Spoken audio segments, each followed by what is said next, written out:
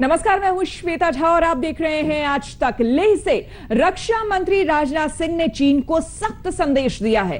LAC के forward post पर जाकर हालात का जायजा लेने के बाद राजनाथ सिंह ने साफ शब्दों में कहा कि हिंदुस्तान की 1 इंच जमीन में किसी की छूने की कोशिश की तो उसे मुंहतोड़ जवाब दिया जाएगा। भारत माता की, भारत माता की, भारत माता की, भारत माता की, भारत माता की, भारत माता की। बोलिए, भारत माता की, भारत माता की, भारत माता की, भारत माता की। रक्षा मंत्री राजनाथ सिंह ने साफ शब्दों में कहा कि देश का स्वाभिमान ही हमारी पूंजी है और स्वाभिमान पर चोट बर्दाश्त नहीं किया जाएगा। अपने संदेश के साथ जवानों का हौसला बढ़ाने के साथ साथ रक्षा मंत्री जवानों को मिठाइयां खिलाते भी यहां पर नजर आए।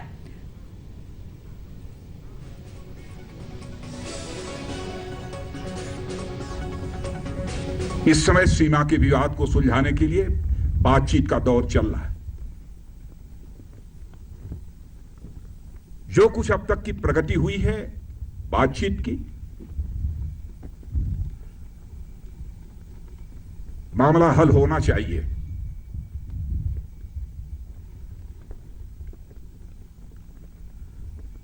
लेकिन कहां तक हल होगा, अभी इस संबंध में मैं कोई गारंटी नहीं दे सकता हूं।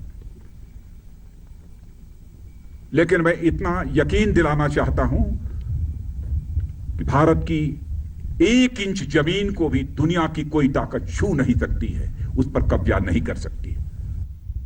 भारत दुनिया का यह इकलौता देश है जिसने भारत की सीमा में रहने वाले लोगों को ही अपने परिवार का सदस्य नहीं माना है, बल्कि पूरे विश्व की धरा पर रहने वाले लोगों को अपने परिवार का सदस्य मानते हुए वसुधैव कुटुंबकम का संदेश सारे विश्व को किसी एक देश ने दिया है तो हमारे और आपके देश भारत ने दिया है।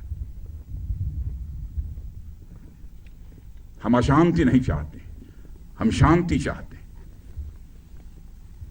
हमारा चरित्र रहा है कि हमने दुनिया के किसी भी देश के स्वाभिमान पर चोट पहुंचाने की कभी कोशिश नहीं की।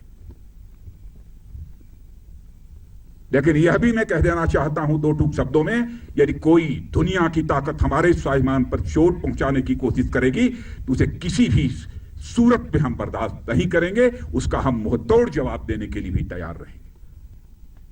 कैसी स्वाभिमान की भावना आप सबके अंदर है? क्या आप सब कुछ बर्दाश्त कर सकते हैं लेकिन अपने स्वाभिमान पर किसी भी सूरत में चोट नहीं बर्दाश्त कर सकते? आप सभी जानते हैं कि मनुष्य के हृदय की सबसे बलवती भावना यदि कोई होती है तो स्वाभिमान की भावना होती है। स्वाभिमान ये व्यक्तिगत भी होता है, समाज का भी होता है, क्षेत्र का भी होता है, परिवार का भी होता है, लेकिन सबसे ऊपर एक स्वाभिमान होता है राष्ट्रीय स्वाभिमान।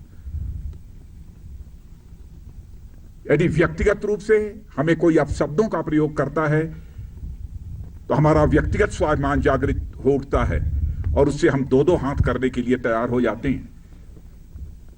वैसे ही हमारे राष्ट्र की सीमाओं पर यदि कोई आंख उठाकर देखने की जरूरत करता है, उस समय हमारा जो स्वाभिमान जागृत होता है उसे हम राष्ट्रीय स्वाभिमान कहते हैं। लद्दाख में लौटते चीन ने 2 पोस्ट से पीछे हटने से इनकार कर दिया है। पूरे 15 घंटे तक भारत चीन के बीच बातचीत चली, लेकिन चीन अड़ा रहा। आज तक को मिली खास जानकारी के मुताबिक एक डर है जिससे चीन की उल्टी चाल थम गई है। यह डर है या फिर चीन की पैंतरेबाजी, ये तो आने वाले वक्त में पता चलेगा। लेकिन हिंदुस्तान ने साफ कर दिया है कि चीन के सामने पीछे हटने के सिवाय कोई रास्ता नहीं।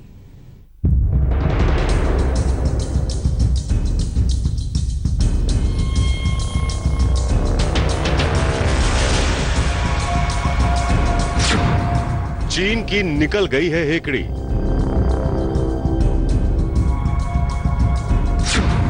लेकिन अड़ने की आदत नहीं गई।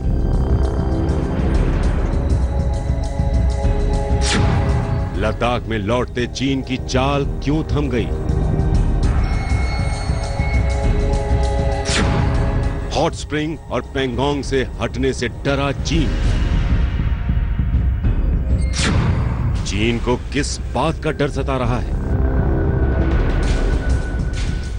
आज तक को लौटते चीन के थम जाने पर एक्सक्लूसिव खबर मिली है।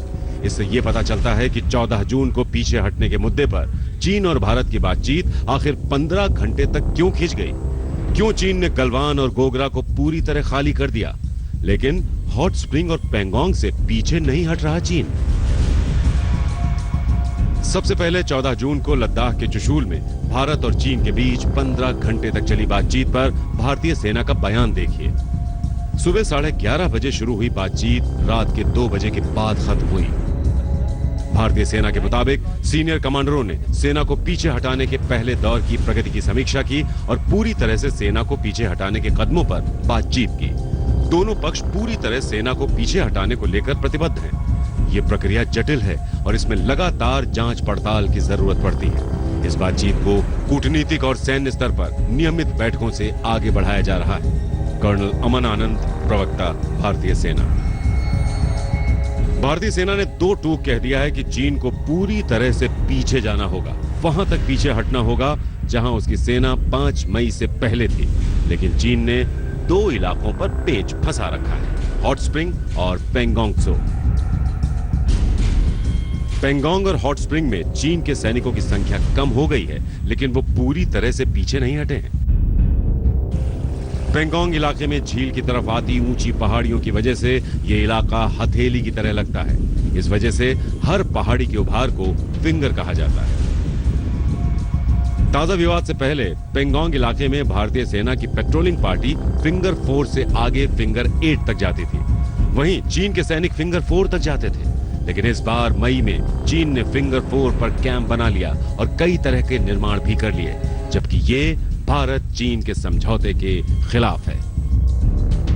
इस वजह से ही भारत और चीन के सैनिकों के बीच झड़प की शुरुआत हुई। भारत ने चीन से 2 टूक कह दिया है कि पेंगोंग में उसे फिंगर 8 से पीछे जाना होगा, जैसी स्थिति मई से पहले थी। दरअसल भारत का यह मानना है कि LAC फिंगर 8 से होकर गुजरती है। अब तक की बातचीत में पेंगोंग का मसला नहीं सुलझा है। वहीं हॉट स्प्रिंग से भी चीन पीछे नहीं हटा है। हाँ, उसके सैनिकों की संख्या पहले से कम जरूर हुई है। इन दोनों जगहों से चीन को पीछे धकेलने के लिए बातचीत जारी रहेगी। इस बीच आज तक को मिली एक्सक्लूसिव जानकारी के मुताबिक भारत और चीन 21 और 22 जुलाई के आसपास सेनाओं के पीछे हटने का जायजा लेंगे और पूरी जांच पड़ताल करेंगे। सैन्य और राजनयिक स्तर पर कई दौर की बातचीत के बाद फिलहाल पूर्वी लद्दाख के अलग अलग इलाकों से चीनी सेना पीछे तो हटी है, लेकिन अभी भी सबसे बड़ा पेंच पेंगोंग त्सो लेक में फिंगर 8 को लेकर है, जहां पर चीनी सेना वापस फिलहाल जाने के मूड में नहीं दिख रही है। इस बीच भारतीय सेना और सरकार ने भी साफ कर दिया है कि जब तक चीनी सेना पूरी तरह से अपनी परमानेंट लोकेशन पर नहीं जाती है, तब तक लाइन ऑफ एक्चुअल कंट्रोल पर शांति स्थापित नहीं हो सकती है। लौटते चीन के अचानक थम जाने की एक बड़ी वजह उसके मन में बैठा एक डर है। आज तक को मिली खास जानकारी के मुताबिक यही डर उसे पेंगोंग और हॉट स्प्रिंग से पीछे हटने से रोक रहा है। चीन को यह डर है कि अगर उसने इन जगहों को खाली किया तो भारतीय सेना यहां आकर जम जाएगी। दोनों इलाके ऊंचाई पर हैं और सैन्य रणनीति के लिहाज से दुश्मन पर बढ़त दिलाने में अहम भूमिका निभाते हैं। इस वजह से चीन ने फिंगर 4 के इलाकों में कुछ ढांचों को गिरा दिया है। काली पहाड़ी और हरी पहाड़ी के ढांचे गिराए गए हैं, लेकिन चीन ने इन इलाकों को खाली नहीं किया है। हमको यही फैक्टर दिमाग में रखते हुए आगे जाना चाहिए कि चाइनीज जो है अगले साल ऐसी एक्टिविटीज दोबारा रिपीट करेंगे और कुछ सालों में 2-3 सालों में अगर हमारे बीच में कोई अच्छी तरह रफा दफा नहीं हुआ तो एक मेजर अटैक की भी हम उम्मीद रख सकते हैं और उसको मद्देनजर रखते हुए हमारी जो तैयारी है वो होनी चाहिए। दरअसल राष्ट्रीय सुरक्षा सलाहकार अजीत डोभाल ने चीन के विदेश मंत्री यांग यी से हुई बातचीत में साफ कर दिया था कि दोनों सेनाओं को पीछे हटना पड़ेगा। उन्हें वहां तक पीछे हटना होगा जहां वो मई से पहले स्थायी कैंप में थीं। इसके बाद दोनों सेनाएं गलवान और गोगरा में 2 किलोमीटर तक पीछे हटी। दोनों ही जगहों पर भारत चीन के सैनिक आमने सामने थे और किसी भी समय झड़प की आशंका बनी रहती थी। यह आशंका सेनाओं के पीछे हटने से कम हो गई है। यही नहीं, बीच के इलाके को बफर जोन बना दिया गया है और भारत के सैनिकों की पेट्रोलिंग को फ्रीज कर दिया गया है। दोनों ही पक्ष पेट्रोलिंग को लेकर ज्यादा उत्सुक भी नहीं है, लेकिन पेंगोंग और हॉट स्प्रिंग पर चीन के अड़ जाने से पेच फंस गया है। 21 या 22 जुलाई को दोनों पक्ष की जांच के बाद बात आगे बढ़ेगी। तब तक दोनों सेनाएं पूरी तैयारी के साथ आमने सामने डटी हुई हैं। अभिषेक भल्ला के साथ मंजीत नेगी, दिल्ली आज तक। हम आपको बता दें कि हॉट स्प्रिंग और पैंगोंग में चीन का अड़ जाना एक बार फिर उसकी नीयत पर सवाल खड़ा करता है। भारत को चीन पर जरा सा भी यकीन नहीं है और यही वजह है कि बातचीत के साथ साथ वो चीन से निपटने की तैयारी को भी बढ़ाता जा रहा है। 15 जून को लद्दाख में हुई झड़प के बाद से एक तरफ तनाव कम करने की कोशिशें जारी हैं, वहीं सैनिकों का जमावड़ा और हथियारों की तैनाती में कोई बदलाव नहीं आया। केवल झड़प वाले इलाकों से दोनों सेनाएं पीछे हटी हैं, जबकि एलएसी के दोनों तरफ अंदर के इलाकों में दोनों सेनाएं तैयार खड़ी हैं। जब तक तमाम इलाके से तनाव कम नहीं होता, तब तक खतरा बरकरार रहेगा। भारतीय सेना ने लद्दाख में 40 से 45 हजार सैनिकों को तैनात कर रखा है। पहले इस इलाके में 20 से 24 हजार सैनिक मौजूद रहा करते थे। इसके अलावा आईटीबीपी के जवान भी तैनात हैं। दूसरी तरफ चीन ने इस इलाके में 30 से 35 हजार सैनिकों का जमावड़ा कर रखा है। भारी तादाद में सैनिकों की मौजूदगी के अलावा दोनों ही देशों ने एक से बढ़कर एक हथियारों को भी वहां जमा कर रखा है। तोप और टैंक नियंत्रण रेखा के बेहद करीब तैनात किए गए हैं, इतने करीब कि किसी भी समय पूरा इलाका बारूद के धमाके से गूंज सकता है। भारतीय सेना चीन के सेना पर अभी कड़ी निगरानी रख रही है, ये देखने के लिए कि चीन जहां पर हम लोग की एग्रीमेंट हुई है वहां तक अपनी ट्रूप्स को पीछे ले जा रहा है कि नहीं ले जा रहा है। बाकी चीन ने ये देख लिया है कि भारतीय सेना और भारतीय सैनिक अपने जिंदगी पर, अपने जान पर खेलकर हिंदुस्तान की जो जमीनी क्षेत्र है उसको प्रोटेक्ट करने के लिए सक्षम भी है और तैयार भी है। चीन से निपटने के लिए भारत ने लद्दाख में अपने घातक हथियारों को तैनात कर रखा है। इनमें भीष्म T-90 टैंक, अपाचे लड़ाकू हेलीकॉप्टर, चिनूक हेलीकॉप्टर, सुखोई 30 लड़ाकू विमान और रुद्र हेलीकॉप्टर शामिल। बात है जब राफेल लड़ाकू विमान भी भारतीय वायुसेना में शामिल होगा और इसी इलाके में उसकी तैनाती होगी। इतना ही नहीं, भारत सरकार हथियारों की खरीदारी को भी तेज कर रही है। चीन से टक्कर लेने के लिए केंद्र सरकार ने 1 महीने के भीतर दूसरी बार राइफल्स, मिसाइल, गोला बारूद, ड्रोन जैसे घातक हथियार खरीदने के लिए 800 करोड़ रुपए की मंजूरी दे दी है। सरकार ने 21 जून को 500 करोड़ रुपए और 15 जुलाई को 300 करोड़ रुपए और दिए।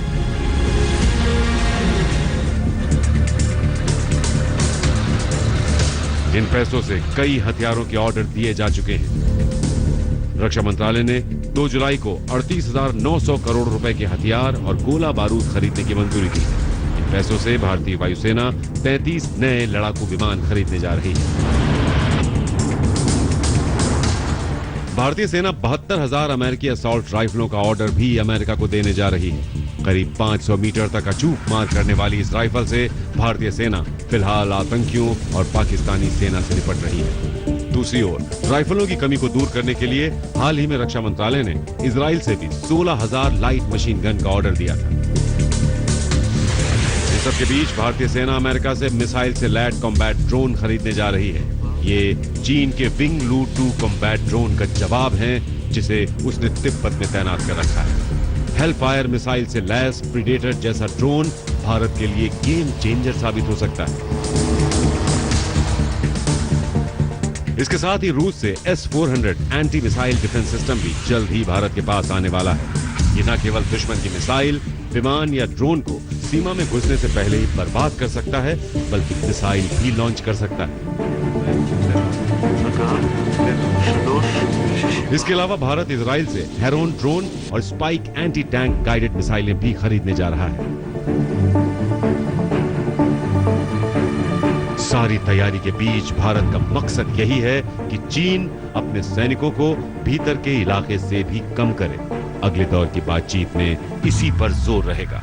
अगर चीन बातचीत से मान गया तो ठीक, नहीं तो भारत की तरफ से उससे निपटने का पूरा इंतजाम है। मंजीत नेगी, दिल्ली आज तक।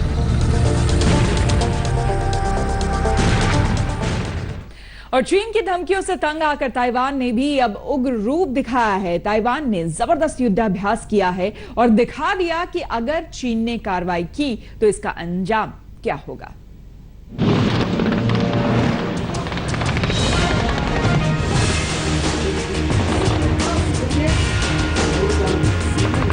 ये उस ताइवान का शक्ति प्रदर्शन है जिसे चीन आए दिन धमकी देता है कि वो जब चाहे उस पर कब्जा जमा सकता है। उसकी इसी धमकी का जवाब देने के लिए ताइवान की वायुसेना और थल सेना ने लाइव फायर युद्धाभ्यास किया। इस युद्धाभ्यास में ताइवान ने चीन को दिखाया कि अगर उसने गुस्ताखी की तो उसके आक्रमण के साथ बेहद सख्ती से निपटा जाएगा। इसमें करीब 8,000 सैनिकों ने हिस्सा लिया। इस युद्धाभ्यास को लेकर ताइवान के राष्ट्रपति साई इंग वेन ने कहा कि ये देश की रक्षा के संकल्प को दिखाता है। ताइवान को चीन अपना हिस्सा बताता है, जबकि अमेरिका उसकी स्वायत्तता का समर्थन करता है। चीन अमेरिका के बीच तनाव की एक वजह ताइवान भी है।